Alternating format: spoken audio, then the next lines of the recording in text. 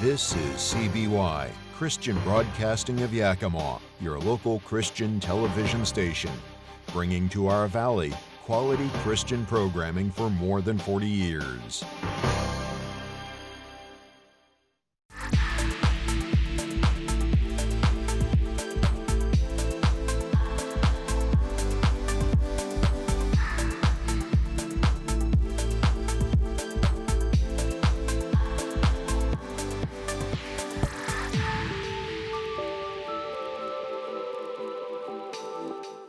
Hello, and thank you for joining us for Good News in the Valley, your local Christian news magazine. Now, first we'll learn more about the ministry of CBY and meet the man who is most responsible in bringing Christian broadcasting of Yakima to our valley for all these years. Then, in celebration of America's birthday, we'll provide the 4th of July festivities that you might want to take part in. And finally, we'll close with a video in honor of Father's Day. For over 44 years, CBY TV has been blessing our valley with Christian programming.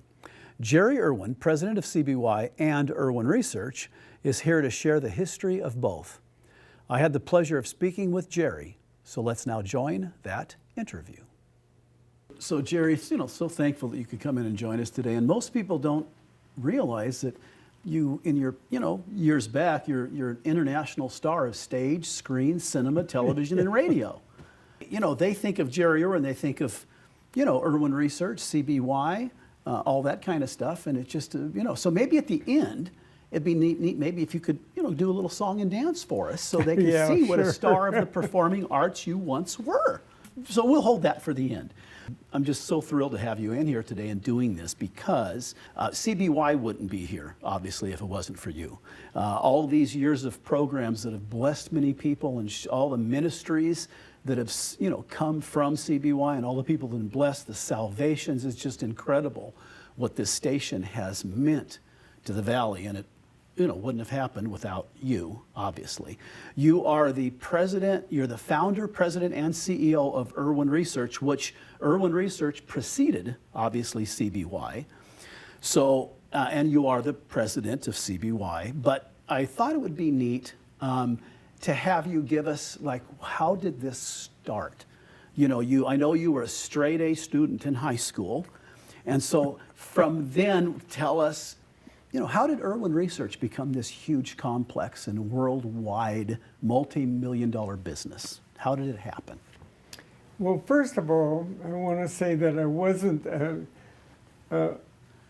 straight A student. Oh, okay. A minus? For a matter of fact, I was so bad in school that I had to forge my graduation. Okay. No, that's true. Well, that's probably true of most geniuses. I don't know. But I didn't do too well in school, except in shop and sports and music. Well, and that's the international stardom came from the music end. Yeah, I did. So you get out of school without the best grades. Okay, so forget the straight A thing. What inspired you to build your first machine or create your first machine or to start your business? How did that begin?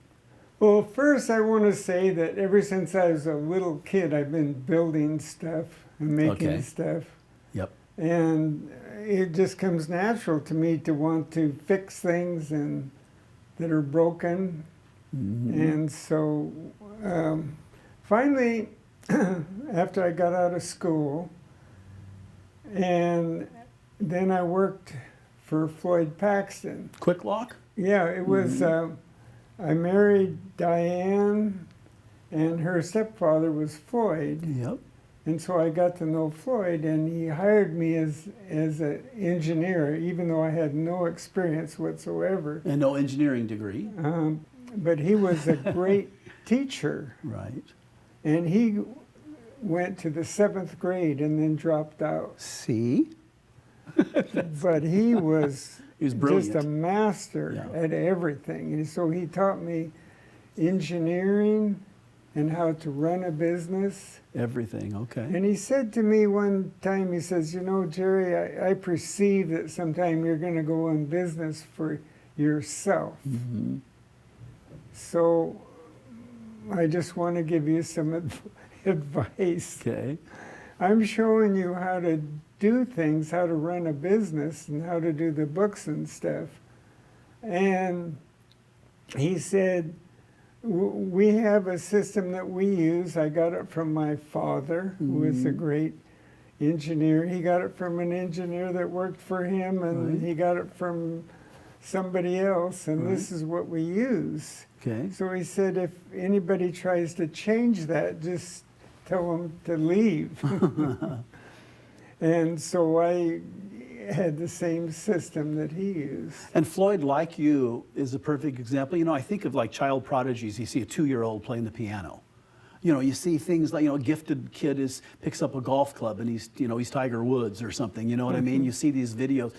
You and Floyd both are like that with the creating, the inventing, the you know, like Floyd made his first big invention, wasn't it just the little quick lock? And he made millions off that. I mean, that, and you're the same way. Neither one of you were I guess the straight A Harvard type students, but both of you made gazillions, you know, and also created a lot of jobs for hundreds and thousands of other people in the Valley because you had it. You didn't have to get an engineering degree to understand how to create and build. Like you said, you had that. Yeah, Floyd was really brilliant. You know, and he was just a wonderful person. And he cared about people, he liked people, he was always helping people. And he was... Well, it reminds me of you. It sounds like you picked up all those traits. He was a perfect person. He wound up in the John Birch Society, and he wound up at the top of that society. He was their main person. Yeah, he cared about the country. He cared yes, about he where cared we were about going. The country. He did. You and him both were visionaries. You guys could, not only were you visionaries in your field of industry and creating and all that, but you also both were visionaries of where America was going to be going. Yeah, but he was better than me. He was absolutely marvelous, you know. I knew him for a long time. I was a Christian, but then toward the end of his life, he became a Christian. That's awesome. I was so excited. I thought, oh boy, Floyd's going to be with me up in heaven. Yep. And you guys can be creating little things up there, you know. Yes. What a wonderful thing. So you took what he taught you, okay? And then when your first property, wasn't it on 24th Avenue, and wasn't your first like a little shed building with like 4 or 5 employees? Isn't that right? Am I remembering this properly? I think Irwin Research started down on South 1st Street. It did. Okay, you had even a small, just a building. Was it just you small. and a couple employees? Okay. And then it went to where then you moved to the 24th property. That was your first. Well, maybe I should go back a little bit. Okay. You said when Floyd invented the quick lock. Yeah. And that's when he hired me to build a machine that would put quick locks on a bag automatically. Yep. So with his help, and his brother came there, Dent, who was an accomplished engineer, and I worked kind of with him and under him. And then when it came to build that quick lock machine, I worked really hard on it and came up with a concept with his help. And we're talking, you built quite a large machine? Well, first of all, this was just a machine, had a conveyor, and people put bread on it, and it went through, and a little quick lock machine put a quick lock on each one of them. Yeah. After I got that machine running with the help of Dent Paxton, who really helped me a lot, then I went to Floyd and I said, Floyd, we need to build an automatic bag packaging machine to do the whole thing. Okay. And he said, no, I think I just want to keep doing what we're doing, you know, so we don't get it too complicated. And then I said, well, Floyd, if you don't mind, I'm going to go try and build a bagging machine. And you did. He says, sure, go right ahead. We'll miss you around here, but that's okay. So that was your first machine you built on your own? This was the start of it. Okay. Yeah, because what was so great about this was it was a product that you didn't have to sell. Right. Everybody used to have bread in a wrapped container, and the containers wouldn't help the bread any. Right. But the plastic bag kept the bread fresh. Right. And the bag and the quick lug, everything just worked. Yeah. And so when I made the machine, people just wanted it. So that's the first machine you actually built that you were getting the profits from. This was Irwin Research Yes, on First. on First Avenue, Okay. yeah. And the market just had to have it. And so I started making that, and immediately we were making 10 machines a month and then 20 machines a month. And we just had one machine, and it was always the same. It was so easy to build. And we go see customers. Some of them would say, they would see us coming and say, well, we want to get this a little cheaper. Right. And we'd say, well, I'm sorry, but this is the price. Yeah. We didn't even worry about it. We just had one standard price that went to everybody. Because you didn't have a lot of competition at that point. This bagging machine. That's completely different than the way it works now. Right, And then pretty soon we got involved with the company, and they just said, okay, how are we going to take these little guys over? And they figured it out, and they bought our company. And then I was on my own with a whole bunch of money and trying to figure out what to do. And that's when I started building the thermoforming machines that we have Yes. here, because we had an apple industry. And I thought to myself, okay, all those apples have to go into some kind of a tray or something. So Right. I made a machine that would form these trays, Mhm. and they could put their apples in it. And we were manufacturing trays. Yeah. We weren't manufacturing machines, we were making the product. And then we sold these trays to the apple industry. Okay. And that worked for a while, and not as well as I thought it would, because before, everything sold in the bagging machine business, everybody wanted it. Mhm. But in this business, it was harder to sell Right. the product. Right. So that was difficult for me, because I was pretty young at this time. I was like 20-some years old, and I didn't know about business so much. Mhm. And so we wound up selling the business. That was the second time I sold out. Mhm. And then I started over making the machines. Right. Because when I sold So, the business that made the product, I figured, well, I'll just keep making the machines. That's how Irwin Research started. yeah. And that was, like you say, you were in your 20s at that time. Yeah, I was a child. Yeah. How many countries, how many of your buyers, how many countries are represented by your buyers? Half a dozen, a dozen? I mean, you're all over the world now selling, and we're talking selling the big machines. Yeah. Well, how many countries? Just, Well, we were in basically Europe, yeah. and we never went to Asia or China too much. Mm-hmm. Because when we did, they'd copy our machine. Right. And when they copy a machine, it costs 1/3 as much as it does here. So we had to stay in Europe. And now we sell mostly in Mexico and South America. The amazing thing to me is how you can create all these machines. They come right out of here.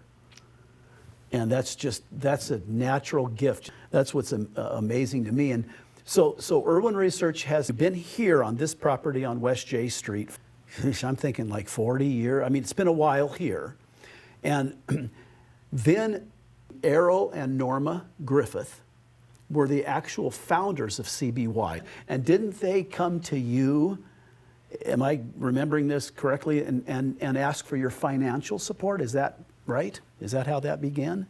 Errol Griffith was somebody I met at the Full Gospel Businessmen with Demas Shakarian, and he started the Full Gospel Businessmen. It was fun for me. I loved that organization. They were so great.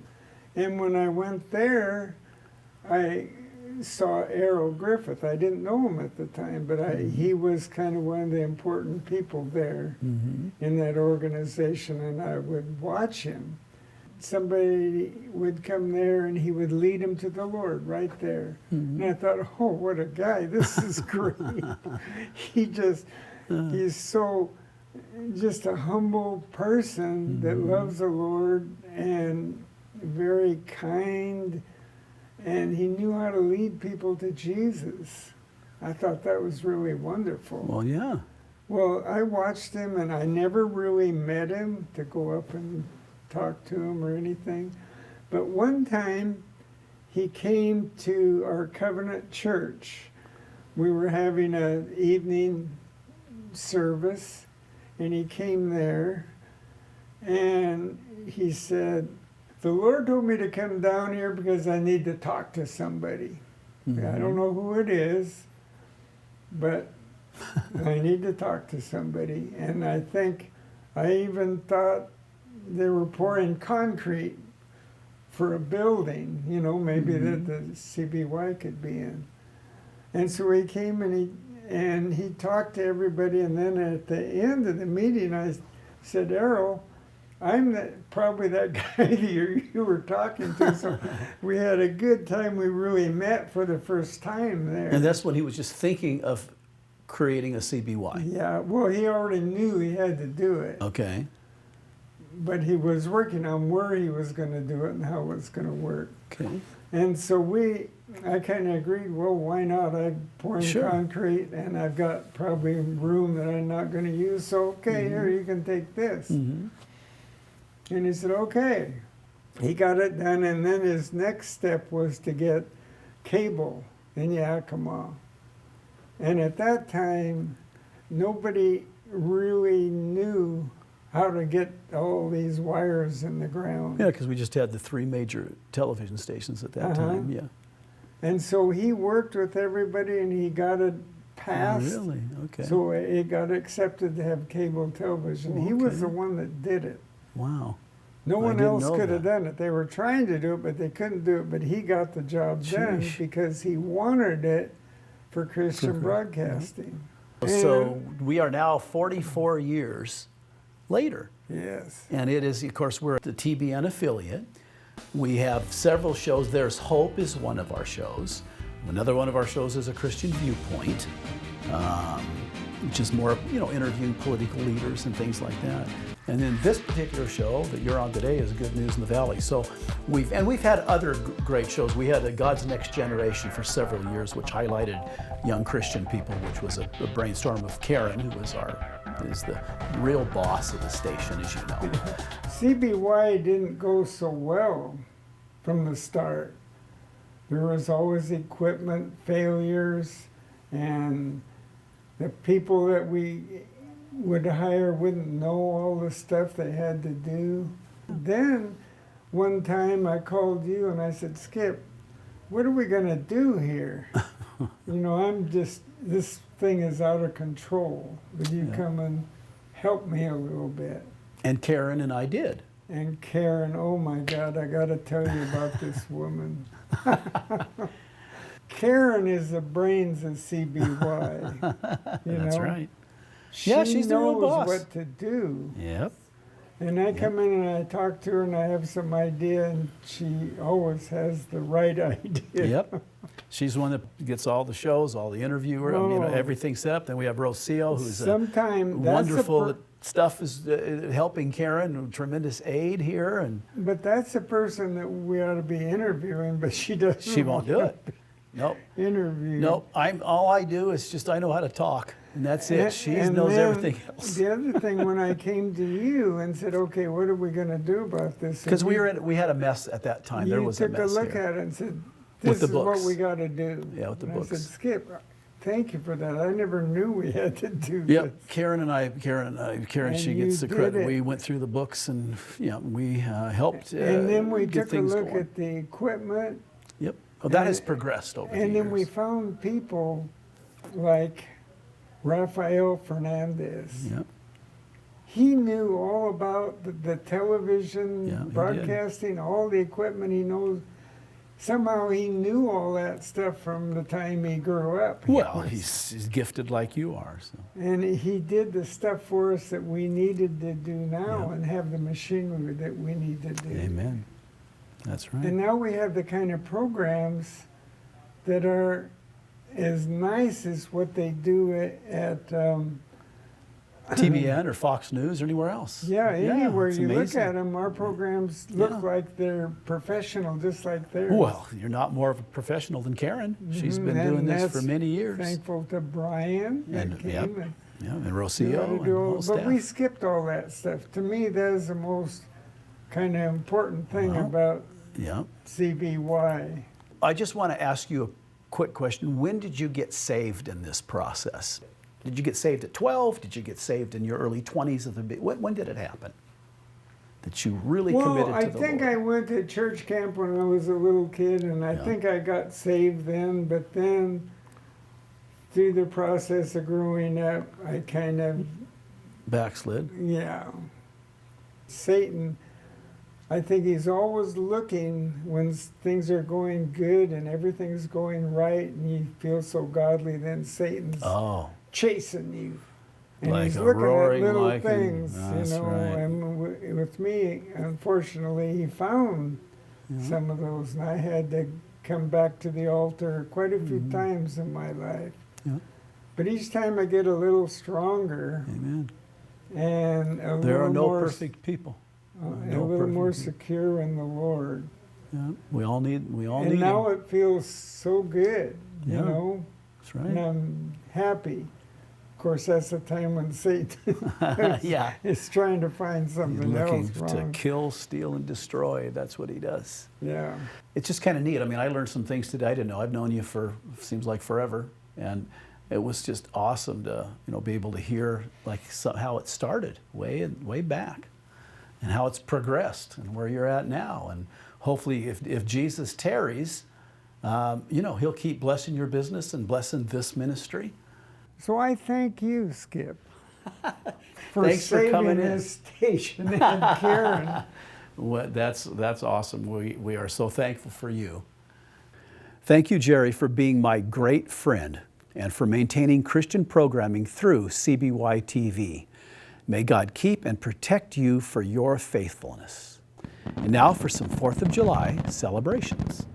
It's Patriot Night Under the Lights on Monday, July 3rd at the Kittitas Valley Event Center in Ellensburg, featuring headliners Runaway June and Colt Ford. Rodeo Arena doors open at 6 p.m. and the concert starts at 7 p.m. with a great fireworks show at 10 p.m. that'll conclude the evening. Tickets can be obtained online at KittitasValleyEventCenter.com. Come relax and enjoy a fabulous crab dinner cruise on the 4th of July while cruising Bellingham Bay. The boat departs at 7:30 p.m. and will return at 11 p.m. The night will close with magnificent fireworks at dusk. Space is limited. To book your reservations, please call 1-800-443-4552.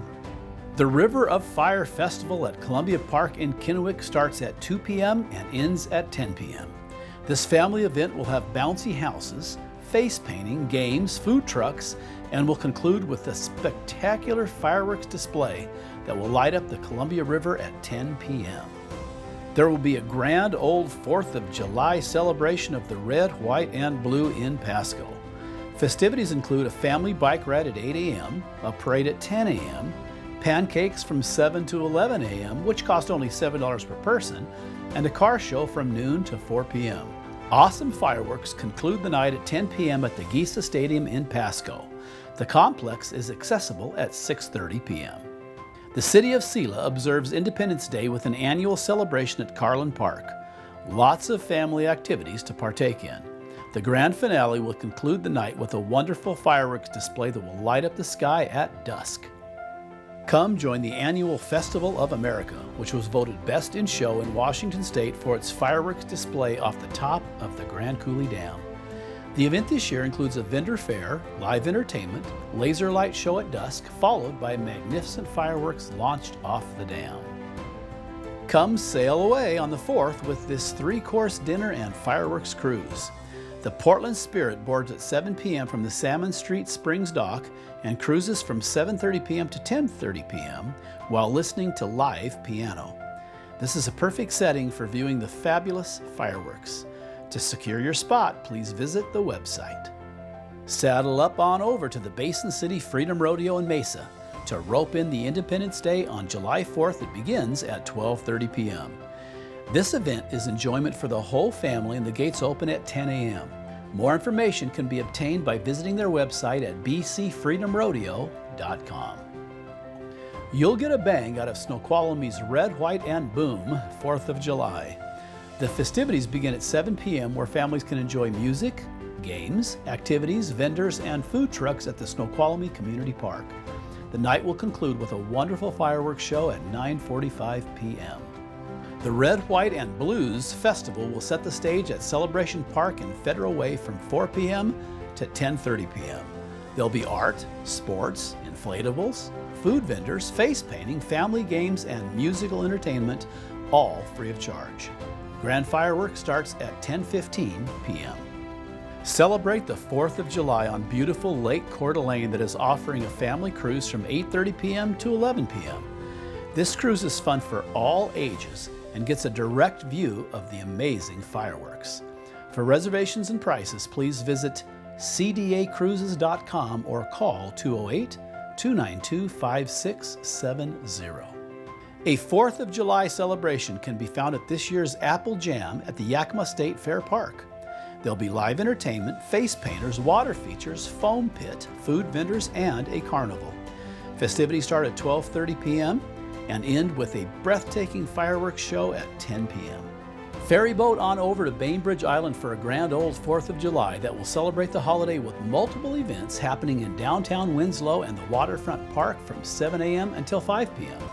Kicking off the 4th is the traditional pancake breakfast, followed by the fun run, car show, street fair, kids zone, and a hometown parade. Bainbridge Island is a great place for viewing fireworks. Celebrate Independence Day cruising the beautiful Columbia River with water to wine cruises. Enjoy a 2-hour cruise on the river complete with a barbecue-inspired meal. Boarding begins 30 minutes prior to departure, and the boat sets sail at 12:30 p.m. on July 4th from the Columbia Point Marina in Richland. Please check the website for availability and prices. Traditionally, the 4th of July is a day of fireworks and cookouts. But we should all take the time to also appreciate the deeper meaning of Independence Day, the signing of the Declaration of Independence, the birth of our home, the United States of America. Let us unite and hang on to the vision our fathers had for this nation. Freedom came at a cost, and we remember and honor all the lives sacrificed so that we could live free. Thank you for watching, and may God bless America, and may God bless all you dads with a happy Father's Day.